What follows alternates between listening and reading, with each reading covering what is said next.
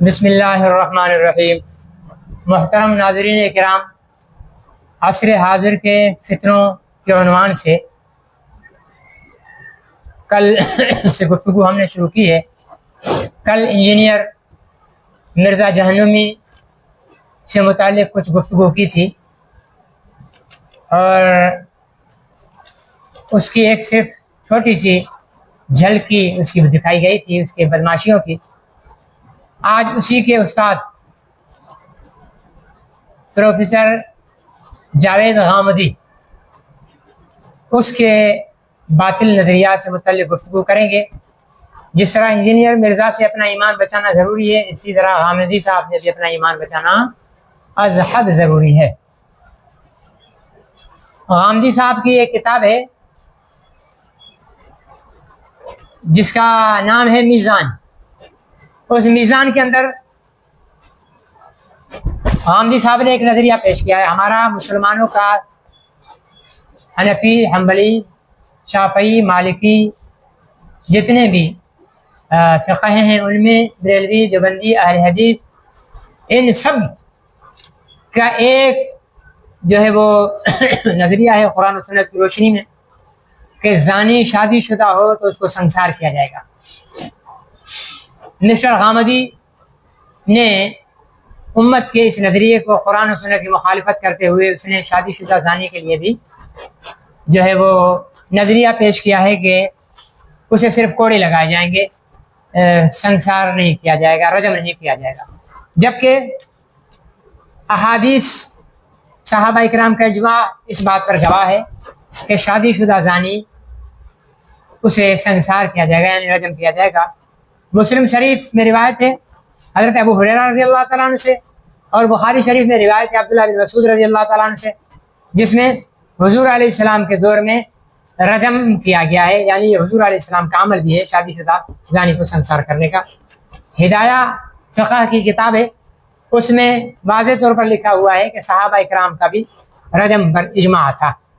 اس لیے صحابہ اکرام کے اجماع، احادیث طیبہ، نبی پاک صلی اللہ علیہ وسلم کا جو عمل ہے اس کے خلاف غامدی اپنا نظریہ پیش کرتا ہے کہ شادی شدہ زانی کو سنسار نہیں کیا جائے گا، کوڑے لگائے جائیں گے، اس لیے یہ گمراہ شخص ہے۔ دوسری چیز، اس نے ہمارے ہاں احادیث کو حفظ کرنا، ان کو پھیلانا بڑی سعادت کی بات سمجھی جاتی ہے۔ جاوید احمد غامدی نے اس کا انکار کیا ہے کہ احادیث کا حفظ جو ہے یاد کرنا وہ کہیں سے ثابت نہیں ہے، یہ غلط ہے۔ حضرت ابو ہریرہ رضی اللہ تعالیٰ عنہ جامع ترمذی میں باب العلم میں حضرت زید بن ثابت راوی ہیں،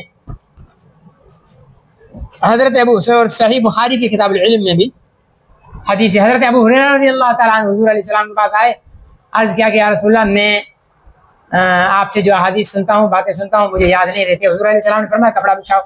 حضرت ابو ہریرہ رضی اللہ تعالیٰ نے کپڑا بچھایا سامنے، تو حضور علیہ السلام نے یوں ہاتھ کیا اور پھر یوں کر کے اس کے کپڑے پر الٹ دیے اور فرمایا کہ اس کو اپنے سینے کے ساتھ چپکاؤ، اور اس کے بعد آج کے بعد کوئی بھی تم حدیث نہیں بھولو گے۔ جیسے معلوم ہوا کہ حدیث کا یاد کرنا محمود عمل ہے اور اس کو یاد کرنا چاہیے۔ صحابہ اکرام رضوان اللہ علیہم اجمعین اہتمام کے ساتھ حضور علیہ السلام کی احادیث کو یاد کیا کرتے تھے۔ اچھا، اس کے بعد گستاخ رسول کے قتل کے متعلق امت کا اجماع ہے۔ مدعی نبوت اور گستاخ رسول کے قتل سے متعلق جاوید احمد غامدی اس معاملے میں ڈنڈی مارتا ہے اور وہ کہتا ہے کہ اس کو قتل نہیں کیا جا سکتا، حالانکہ کعب بن اشرف اور ابن قتل وغیرہ وغیرہ گستاخان رسول کی تاریخ موجود ہے۔ حضور علیہ السلام نے انہیں قتل کیا، اور مدعی نبوت کو حضرت حضور علیہ السلام نے سراقہ بن مالک اپنا حضرت فیروز دیرمی رضی اللہ تعالیٰ عنہ کو بھیج کر اسود عنسی کو قتل کرایا، اور سیدنا صدیق اکبر رضی اللہ تعالیٰ عنہ کی خلافت کے زمانے میں مسیلمہ کذاب اور اس کے پیروکاروں کو قتل کیا گیا۔ امت کے اس اجماعی عقیدے، قرآن و سنت سے ثابت شدہ عقیدے، منکر ختم نبوت اور گستاخ رسول کے قتل کا وہ انکار کرتا ہے، اس لیے یہ شخص جو ہے وہ گمراہ ہے۔ اچھا، اس کے بعد ایک اور نظریہ اس نے پیش کیا ہے۔ عالم تو وہ ہے نہیں، ہندی چندی مار کر ادھر ادھر کی بک بک کر کے جو ہے وہ گمراہ کرتا ہے، اور اب بھاگ گیا ہے امریکہ۔ اسے پتا ہے کہ میں الٹی سیدھی باتیں کروں گا، کسی کے ہتھے چڑھ جاؤں گا، اس لیے بھاگ جاؤں۔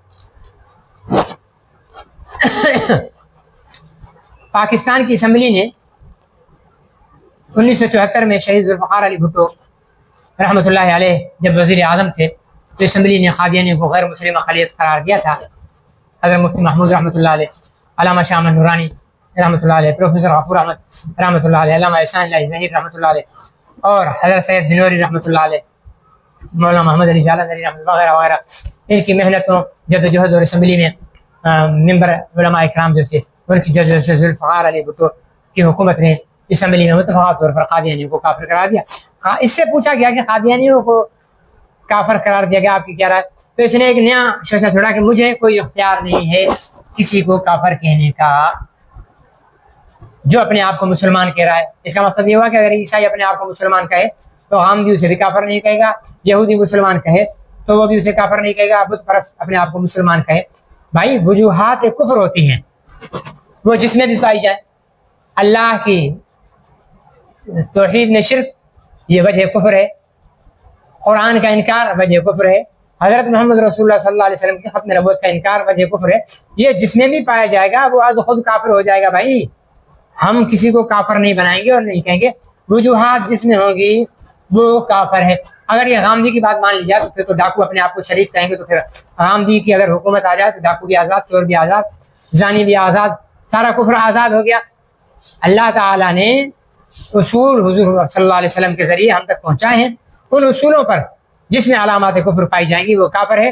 یہ بھی قادیانیوں کی سہولت کاری کا جو ہے وہ کردار ادا کر رہا ہے.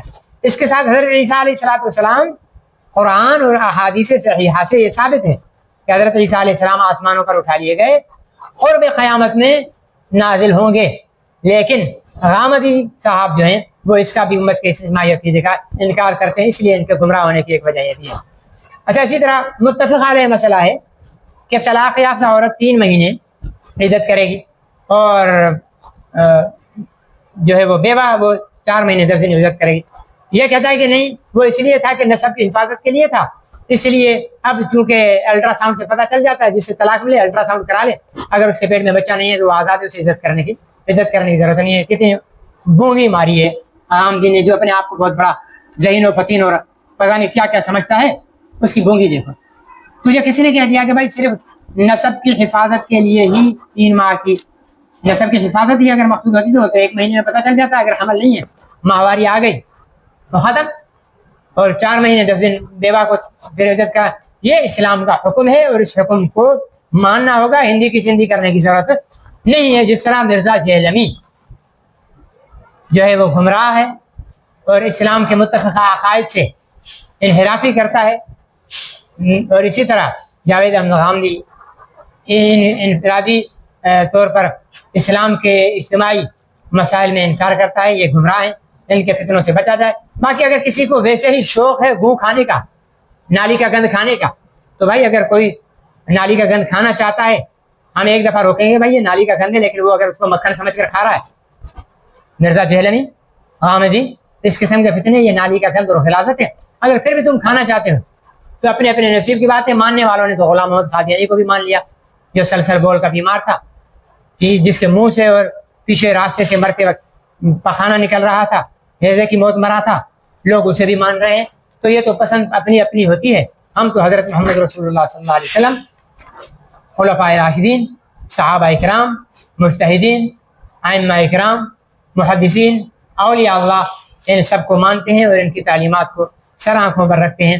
اپنا اپنا نصیب ہے، جو پخانہ کھائے مکھن سمجھ کر، جو حقیقی طور پر مکھن کھائے، جو پیشاب کیے شہد سمجھ کر، جو واقعتاً شہد کھائے. ہم تو بھائی شہد کھانا پسند کرتے ہیں، ہم حقیقی مکھن کھانا چاہتے ہیں اور ہم حقیقی دودھ پینا چاہتے ہیں، ہم کوئی غلاظت کی طرف نہیں جائیں گے. اللہ تعالیٰ میری نوجوان نسل کو جو ہے وہ ہدایت نصیب فرمائے اور ان فتنوں سے جو ہے وہ اپنا جو ہے وہ ان کی حفاظت فرمائے. وآخر دعوانا الحمدللہ رب العالمین.